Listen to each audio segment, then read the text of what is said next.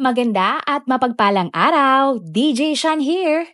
Huwag kalimutang mag-like, comment at mag-subscribe para sa araw-araw na Tagalog facts at mysteries na dagdag kaalaman.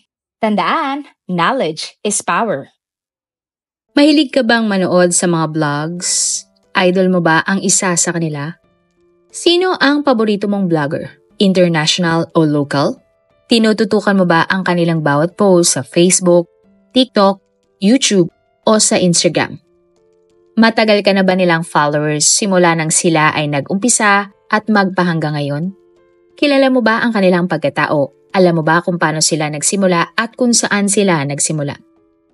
Kapag namang nakikita mo sila na nagpapakita ng kanilang yaman sa Facebook, na-amaze ka ba, namamangha o naiinggit? May pagkakataon ba na curious ka o gusto mong malaman kung paano sila nagkaroon ng mga mamahaling gamit, damit, sasakyan, at kung paano sila nakakasakay sa mga mamahaling eroplano? Ay nga sa ilan, kita nila ito sa pagbablog. Ay naman sa iba, ito ay mula sa kanilang negosyo. Pero kung sabihin ko sa inyo na ang iba sa kanila ay mula sa paggawa ng iligal, maniniwala ka ba? Isang matagumpay na social media influencer sa Nigeria ang sobrang yaman. Ngunit sa kabila ng lahat ng ito, ay itinakwil siya ng kanyang buong pamilya. Ikaw ba ay isang inang tinuturuan ng maganda at mabuting asal ang sariling anak? O isang ama na nagpapalaki ng mga anak upang makapaghanda sila sa matinding pagsubok ng buhay sa hinaharap? Pero paano kung ang anak mo na pinalaki at pinangarap mong magkaroon ng magandang buhay ay tila napariwara? At dahil nga sa pagiging vlogger ng iyong anak, ito ay nagdala ng kahihiyan sa buong iyong pamilya. Papayag ka ba na maging vlogger ang iyong anak? Ang kwento natin ngayon ay tungkol sa mag-asawang ikinaya ang sarili niyang anak. Isang ina na nagsabing, nagsisisi akong ipinanganak ko siya. At isang ama na nagsabing, nagkamali ako ng pagpapalaki sa kanya. At ang tinutukoy nila, ang anak nilang influencer na si Ramon Abbas na mula Nigeria, na mas kilala sa mundo ng social media bilang Hush Puppy. Ang Instagram influencer na nagkaroon ng limpak-limpak na pera at ari-arian dahil sa pangloloko. Si Hush Puppy ay kilala sa marangyang pamumuhay. Lagi siyang nagpo-post ng mga mamahaling kotse, designer clothes, nakasakay sa private jets, at naka-check-in sa mga 5-star hotels. Pero sa likod ng mga kumikislap na larawan sa Instagram, siya ay may madilim na sikretong pinakatatago-tago. Isa pala siyang high-level scammer na sangkot sa pagnanakaw ng daan-daang milyong dolyar mula sa mga negosyo at tao sa iba't ibang panig ng mundo. At dahil nga dito, itinakwil siya ng kanyang sariling pamilya. Ang influencer na si Ramon Olunruwa Abbas na mas kilala bilang Hush Puppy ay pinanganak ng October 11, 1982 sa Nigeria. Isa siyang ordinaryong mamamayan na lumaki sa isang tipikal na pamilyang Nigerian na kapos sa buhay. Ang kanyang ama ay isang taxi driver habang ang kanyang ina naman ay isang bread seller. Hindi marangya ang kanilang pamumuhay. At katulad ng maraming pamilya sa kanilang komunidad, araw-araw silang nagsusumikat para sa kanilang pagkain at panggastos. Walang gaanong naitalang formal na edukasyon si Abbas. Ayon sa mga balita, lumaki siyang exposed sa mga kalye, kung saan unti-unti siyang natutong makisama at makipagsabayan sa mga negosyanteng maliit at mga street hustler. At nagsimula siya sa maliit na buy and sell business. Isa nga sa mga unang pinagkakitaan niya ay ang pagbebenta ng mga sneakers at designer clothes mula sa likod ng kanyang sasakyan. Ginagamit niya ang kanyang kinikita para paikutin ang kanyang negosyo. Habang tumatagal, natuto siyang gumamit ng social media para i-market ang kanyang sarili. Minsang sinabi nga ni Abbas sa korte na nagsimula siya bilang simpleng negosyante lamang ng damit at mga sapatos. At unti-unti siyang nagkaroon ng mga kliyente na may kakayahang bumili ng mga branded items at kalaunan napalapit siya sa mga taong may koneksyon sa mas malalaking negosyo at sa bandang huli sa mga taong sangkot sa mga online fraud. Taong 2000 hanggang 2010, lumipat siya sa Kuala Lumpur, Malaysia. At dito na nga nagsimula siyang masama sa mga itinatawag na Yahoo Boys o mga individual mula Nigeria at iba pang bahagi ng Africa na kilala sa mga gawaing online scams katulad ng romance fraud, lottery fraud at business email compromise o tinatawag nilang BEC.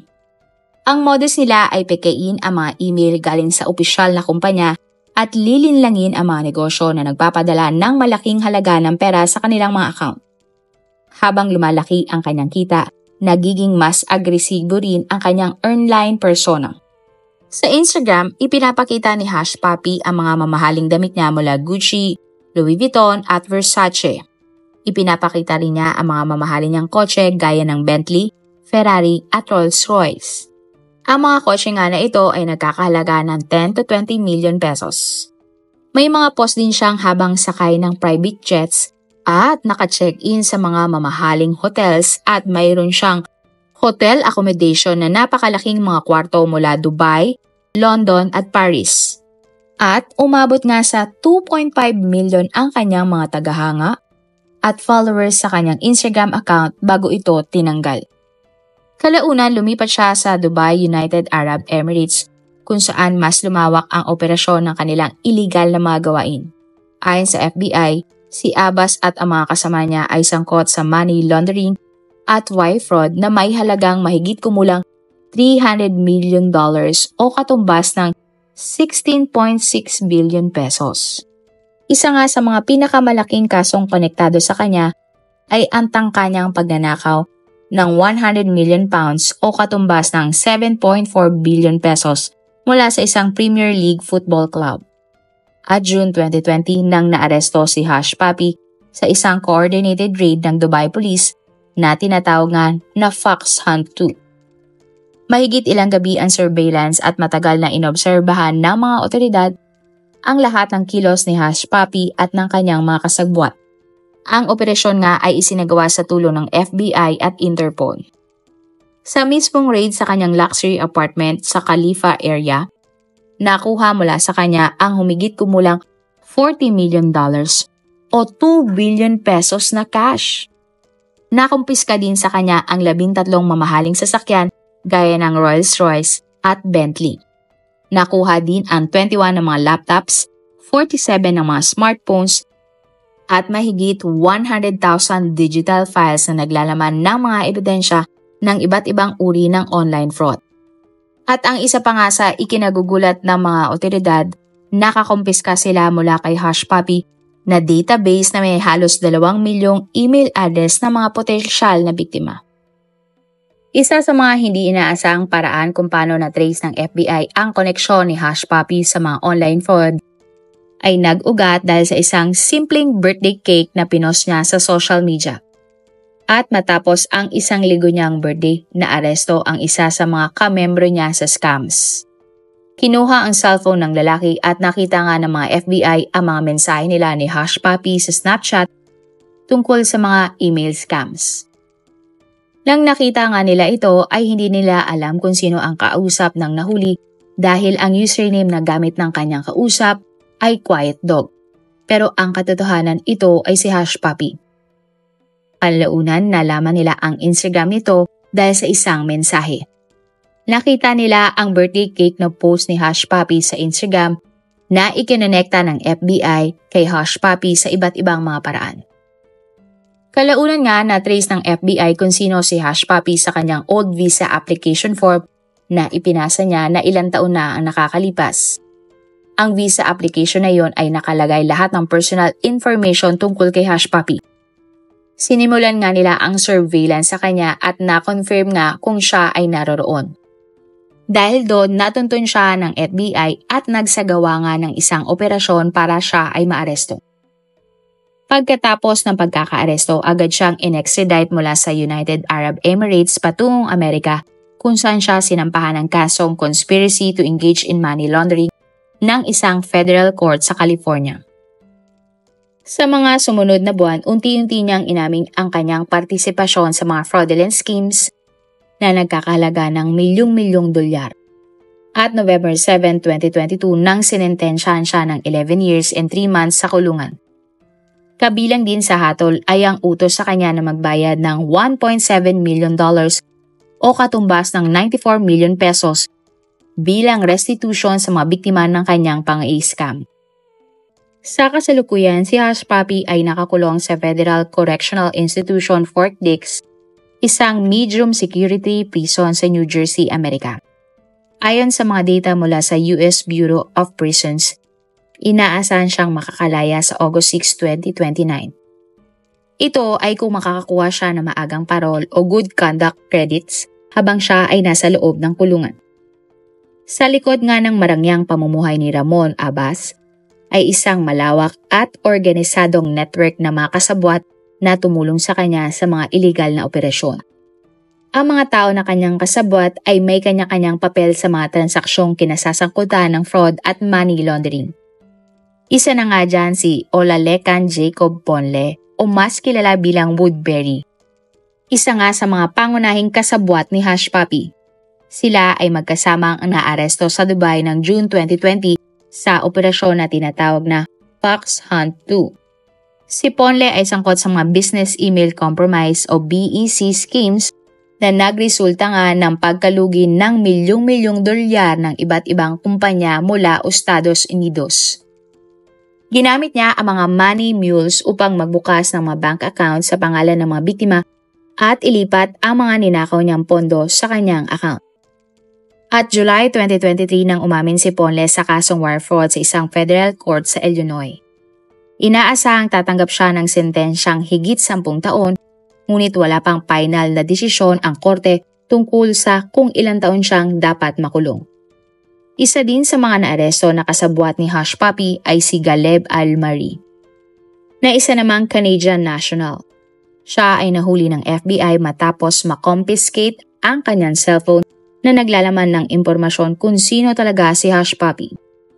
Kilala siya bilang isang prolific money launderer at sangkot sa laundering ng pondo mula sa isang cyber heist sa isang bangko sa Malta, na isinagawa naman ng mga North Korean hackers.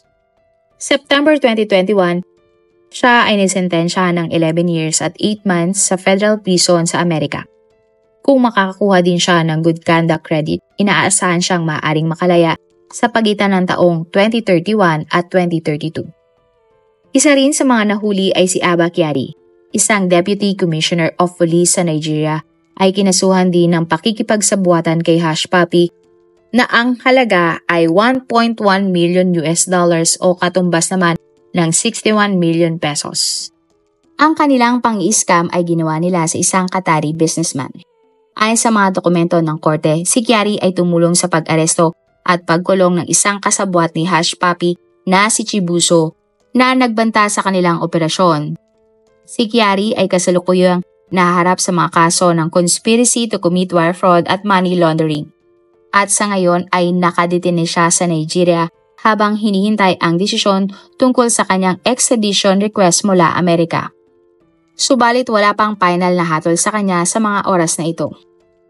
Kasama rin sa mga aresto sa Dubai ay sina Pac, bahagi ng inner circle ni Hush Puppy, Sean the Escaper, personal assistant ni Hush Puppy na kilala bilang kanyang right-hand man, at si Tony Roma, isa pang kasamahan na nahuli kasama ng iba. Sila ay sangkot sa mga kasong may kaugnayan sa $35 million o mahigit 2 billion wire fraud na may kaugnayan sa mga peking COVID-19 test kits at ventilators na sinamantalangan ng kasagsagan ng pandemya. Ang mga kasabwat na ito ay may kanya-kanyang papel sa mga operasyon ni Hush Puppy, mula sa paglikha ng mga peking dokumento, pag-set up ng mga financial structures, hanggang sa logistics na pangloloko. Ang kanilang maayos na koordinasyon at global na operasyon ay nagpapakita ng lawak, lalim at teknikal na kakayahan ng grupong ito para makapangloko ng milyong-milyong dolyar. Ang kwento ni Hush Puppy ay isang paalala sa panahon ngayon. Hindi na sapat ang mga larawan ng kayamanan para maniwala tayo. Mabilis ang social media, pero mas mabilis ang batas kung gugustuhin kang habulin. Mula sa mamahaling kotse, branded na sapatos hanggang sa gold-plated na lifestyle. At dahil na rin sa social media, nabunyag ang lahat ng kalokohang ginagawa ni Hush Puppy. At dahil nga ito sa isang post niya ng isang cake, At bukod doon sa mga digital footprints na hindi niya na naitago. Hindi lahat ng kumikinang ay ginto at hindi lahat ng viral ay totoo. At hindi lahat ng nakikita sa social media ang katotohanan. Sa mga likod ng mga filter, designer outfits ay may mga taong nawalan, nanakawan, nasaktan at nabigo. Kaya nga sa susunod na makakita ka ng biglang yaman na walang malinaw na pinagkakitaan, itanong mo sa iyong sarili, galing ba yan sa sipag o sa pangloloko? At tandaan, kahit na umangat ka pa sa paningin ng social media, kung ikakahiya ka naman ng sarili mong pamilya, walang silbi ang lahat. Mismong ang ama ni Hush Puppy ay nagpahayag ng pagkadismaya habang ang ina niya ay nanahimik sa kahihiyan. Kung ayaw mong magdala ng pangalan na magiging pabigat sa pamilya mo, huwag mo silang biguin at huwag mong gawin ang mga bagay na mali.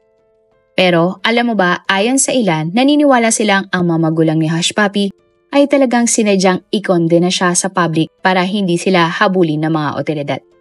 Sa tingin mo, posible kaya ito o talagang itinakwil nila si Hush Puppy?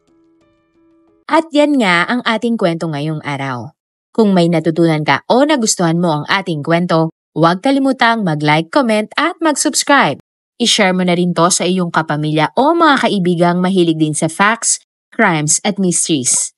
Hanggang sa muli, lagi nating tatandaan sa bawat kaalaman may kapangyarihan. This is DJ Sean.